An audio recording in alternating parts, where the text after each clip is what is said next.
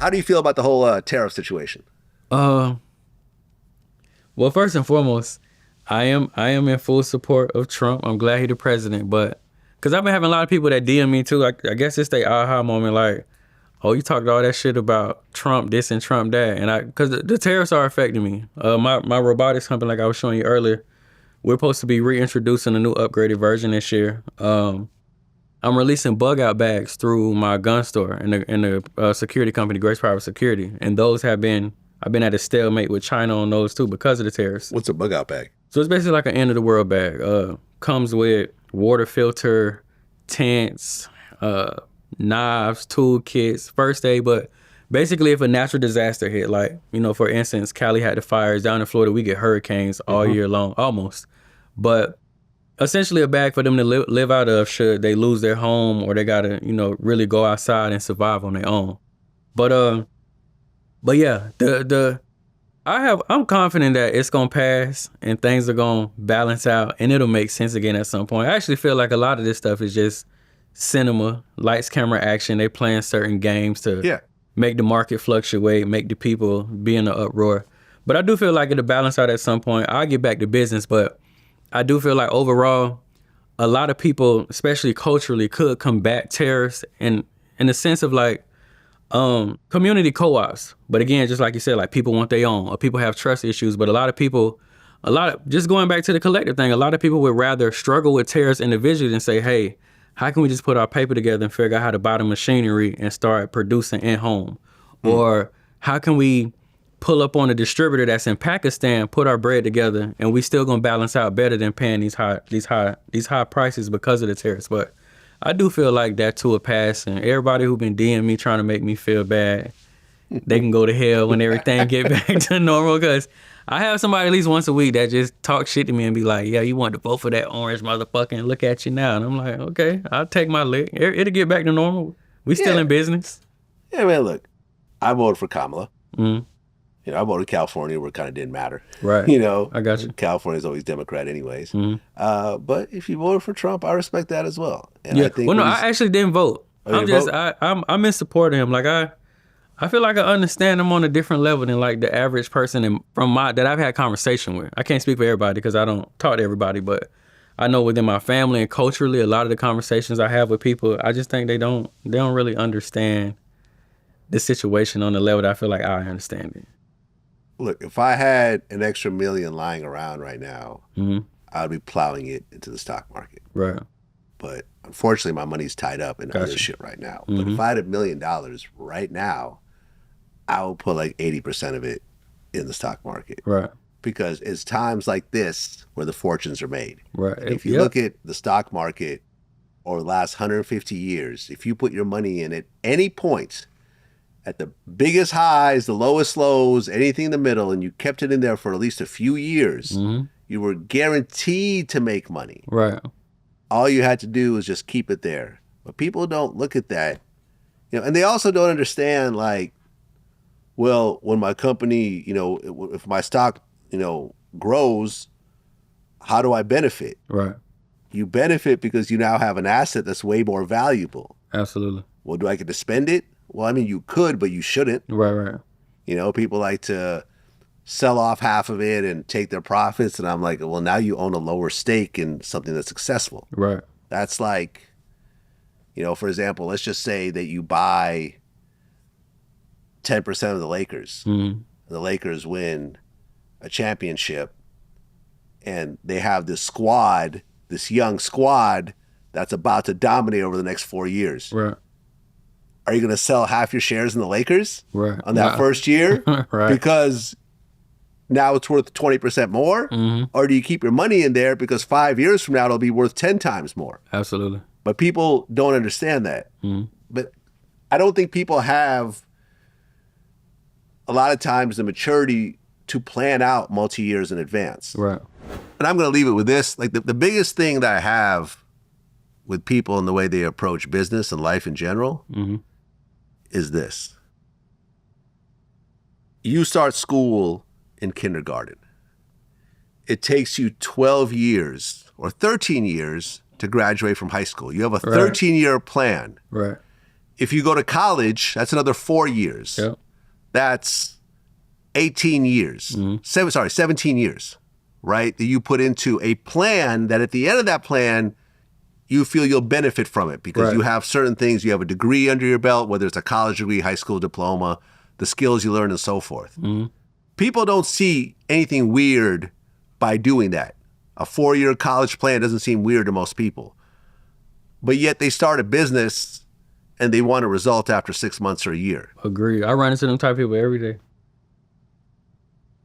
I mean, I tell people, I think one of the greatest things my dad ever taught me was delayed gratification. Yes. And I feel like the human race would be 100 times better if they actually like knew what that was and actually attempted to practice it. But yeah, I feel like that instant gratification is either killing us or we quitting prematurely because, I did it for 30 days. I didn't get the result I want, so I'm out of here. Which I get it. Like I did a similar thing with the market when I lost my money. But I meet people like in my community and my mentees, I meet people every day that'll be like, well, I did what you told me to do last week. I'm like, all right, do that shit 6 more months. Like, how bad you really want it? Right. But they'll do that shit for 3 days, and then it's, well, yeah, I made $700 the first day, $402. Fuck it, I'm gonna just come up with a new ideal and quit. I'm like, all right, bro, you're gonna be running that same marathon your whole life. You're never gonna get the step B, C, or D, because you're just gonna keep repeating A to the end of your days. Well, yeah, and hold on, I'm gonna look up the actual stat. Mm-hmm. The average age of a millionaire in the United States, how old do you think that is? Isn't it 42? 61. 61? The average age of a millionaire. Sheesh. I became a millionaire in my early 40s, right? Bro, I can tell you something real quick. I watched that conversation, and you really helped me to get a better grip on like, I still apply pressure to myself, but you really helped me to understand and like be more patient with myself. Yeah. Cause you was breaking that shit down one day and I was like, man, I'm 35. I need to fucking relax and stop beating myself up cause I ain't got 50 million or 100 million yet. Like, man, you still got 30 years of life to figure this shit out. Man, you are so much richer than I was at 35. That it's not even funny. Yeah. Like you're probably 100 times richer at 35. At 35, I was still relatively broke. Like I started Vlad TV. Let me do the math. Yeah, I started Vlad TV around 35. Okay. And in the beginning, I wasn't making anything. Right. So, and it wasn't until I was maybe around 40 that the real money started to come in. So when you go on Instagram and you see this 20-year-old with a Rolls Royce, it's either not the Rolls Royce or this person has some freakish ability that you probably don't have. There's only so many Chris Browns out there. There's only Kai Cenat. It's only so many. There's only so many Kai Cenats. There's only so many LeBron Jameses or Kyrie Irvings or, whoever else. Like, some people are just born with freakish abilities. Yep. But that's one in a million, one in a billion. Like, you can't count on that. And you can't feel bad seeing this young person who has all this stuff.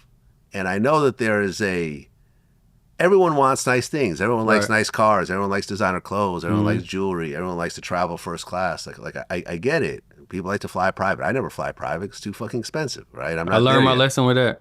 Oh, yeah? Yes. Yeah, you can go broke flying private. Bro, you definitely can. You definitely go broke flying private. When you got a broker who will front you the jet and then come get the payment later, I don't even play around with that. I'm happy flying first class. Yeah. I'm happy. I'm not in the back anymore. I'm cool. But, and a lot of times you'll do illegal things to try to get those things early, and that becomes a trap. Yep. Because I don't know how many people I've interviewed that have done substantial prison time, and I've seen that over time, it's about a 1-to-5 ratio.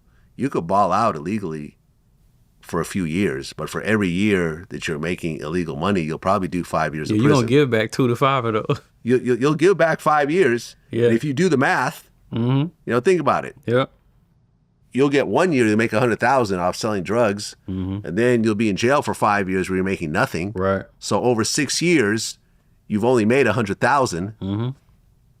100 divided by 6 is like less than minimum wage. Right. Right. And I break that down all the time on my IG videos. I be saying I wish the culture can have a calculator that showed them the crime versus the time. Because if they really thought this out, a lot of them can go donate blood for the type of money. Like, you finna get 10 years for a $20,000 play?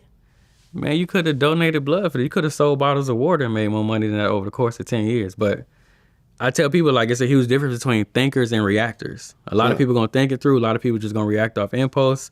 And then you end up paying for that shit for the next 2 decades. Well, Derrick, man, I appreciate you coming in. And it's so having cool me. that, like, you and I, although, like, our backgrounds are so different when it comes to money, you know, even though we have different ages, different backgrounds, different family structures and so forth, we're pretty much on the same page. Agreed. No, man, I follow a lot of the conversations, especially when y'all talking about renting versus owning, the money. I'm on a lot of those interviews multiple times, watching it over and over again. I'm in agreement with a lot of that stuff. Yeah, well, this is why I bring in people like you, because I want my audience to see people that look like them. Yeah. That are reiterating things that I truly believe in. Like I really have made people around me millions of dollars just off of telling them what I do. I never took a piece of what they did. I never say, hey, you know, and you know how you said, like, the guy's like, oh, invest in me and I'll invest your money. I've never invested anybody's money. I don't even have the ability to do that. I legally can't do that. Exactly. You know, and I'm actually, you know, because right now we launched the Vlad TV YouTube Masterclass, where for $100 a month, I actually have multiple lessons about how we built up Vlad TV. Yeah. You know, and we have people like Gilbert Arenas who break down how they make millions of dollars off their YouTube channel, and we go live, and, you know, I answer people's questions. But for a long time, I wanted to do a Vlad Stocks tier where I start breaking down stock investing for people as well, probably like a $50 price point, because I feel like, especially now, things look crazy, but this is actually a great time. Great time, yeah, for to sure. actually invest. And financial literacy, man, like it'll change everything. It will. I agree. Because once you figure out that your money could make money, the money's no longer burning a hole in your pocket. Right. You're less likely to just try to find a place to spend your money on, whether it's clothes, cars, women, trips, whatever else. Because you're like, for every dollar I spend over here, I can't invest that money. Right. And that dollar can't turn into $1.50. Exactly. So, yeah, man, I'm glad we finally got to connect. Likewise, man. Like I said, I've been wanting to get here for a decade, man. Early on, I was like, I got to get on Vlad, and I appreciate you big time, man. Like, you made a lot of people around me day. When I told him, I've been getting text messages for the last week, like, I'm so happy for you, man. I can't wait to see you, blah, blah, blah. So it was a big deal, bro. I appreciate it. And, I mean, behind the scenes, like, when I told you about it, you're like, cool, where is it? When? I'm there. Bro, I don't need a flight. I don't need an appearance fee. I cannot tell you how many times the young lady sitting to my left, we've had this conversation, bro. I take my road trips, so I always cut the interviews on. I'm just like, listen, I got to get to Vlad. Bro, the day you hit me, if you had said, be here tomorrow, we was going to figure that shit out. Yeah. Yeah. That's what it is, man. Derrick Grace II. Man, congrats on your success, man. Until next time. Thank you, bro. I appreciate it.